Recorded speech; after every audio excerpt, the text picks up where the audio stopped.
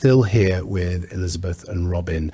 And we just wanted to talk a little bit, didn't we, about the perpetrator, your rapist. What's happened to his house, Elizabeth? Well, it's going to be put up for sale. Fantastic. Yeah.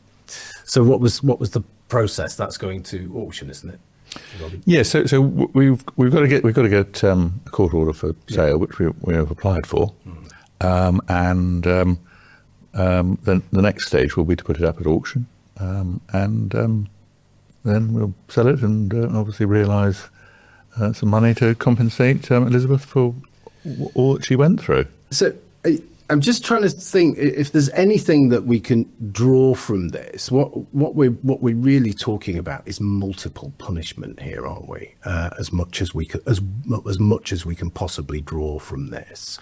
Are you pleased that the way things? I mean, nothing can give you back as you said before, the time, your lifetime that you've lost. But how does it make you feel when you hear that this person in prison, who was in prison, is having to sell his house? Yeah, it's because I've took a little bit of control back. Yeah. You know, it's part of the cycle, and it feels good. It does. It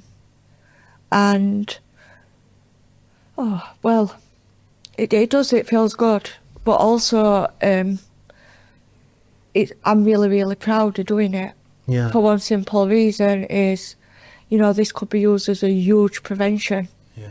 You know, and make these adults that are abusing children think twice before they do it. Yeah. And it's something that I've said all along to Robin is I believe it should be in the criminal judicial process in court. You know, you go to court and they do it straight away. Yeah. And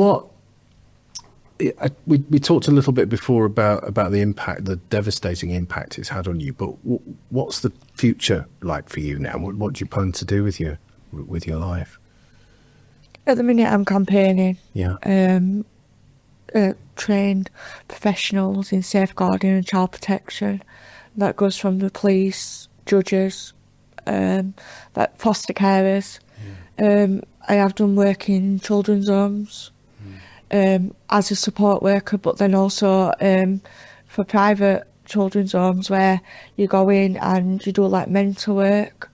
I mean, I think that's what my path's going to be, you know, until I see something that I'm content with and know that future children are all right, then, yeah, this is what I'm going to be doing. And, sorry, just 1 second, Robin. Do you think anything's changed on the ground? Or can you see palpable change or not? Oh, I think something's changed. Yeah. And I think that's how to get better at covering it up. Right. The resistance against it is unbelievable.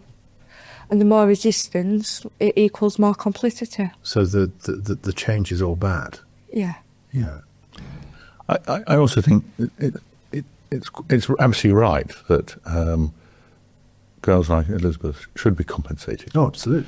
But there's also another point, I think, which is these gangs were operating for profit as well as everything else. And we want to deny them that profit. We want to make it so that they didn't have any profit out of it, and that they are ruined out of it rather than profiting. And that it would be much more of a justice than a relatively small amount of time in prison, in which only half of which would be spent in a proper prison, the other half's in what's a more open comfortable conditions in a so-called open prison. It's difficult to comprehend the scale of this evil, isn't it? Because it not only is it grotesque sexual abuse that is racially motivated, racially aggravated, it also has a financial implication as well. They're just making money out of this. Yes. It just feels as though. It feels as though we should have been doing something very definite and very aggressive, confronting this stuff 20, 30 years ago. We should have done, most definitely. And the authorities should have done it, and they were in dereliction of their duty not to. One of the things that should certainly have happened is that all the perpetrators who are either dual passport or Pakistani passport, they should have been deported. They should have been deported. And if there's any argument from Pakistan that we would have pulled the rug on giving them any aid until they were cooperative. We should not have allowed this to have gone on. But then, as I was saying earlier, there's the ideological commitment to so-called multiculturalism, which has led to an unwillingness to do anything to protect white working-class English girls.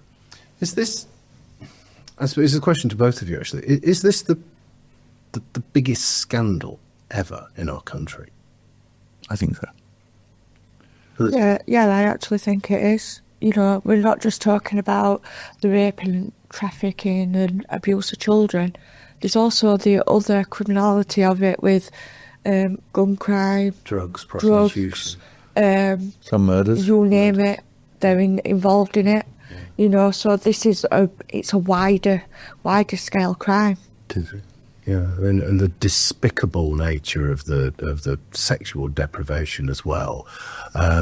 It suggests a real intense, visceral hatred of white people, white children, and it's almost a kind of a symbolic attack on this country and our population in a way, isn't it? Yes. Well, we saw that to some extent with ISIS, didn't we? In Syria, they got hold of, and in Iraq, they got hold of the Yazidis. Yeah. They murdered the men, Yeah. and then they enslaved and raped the women. Yeah. Yeah. It's just, You know, it is a pattern that has been repeated elsewhere. elsewhere and throughout history, and yet in 2025 we have it in England. It is just absolutely revolting. Thank you both so much. Thanks for your bravery, and Robin, thanks for being so clear and articulate. Thank you very much. Thanks, members. See you again soon.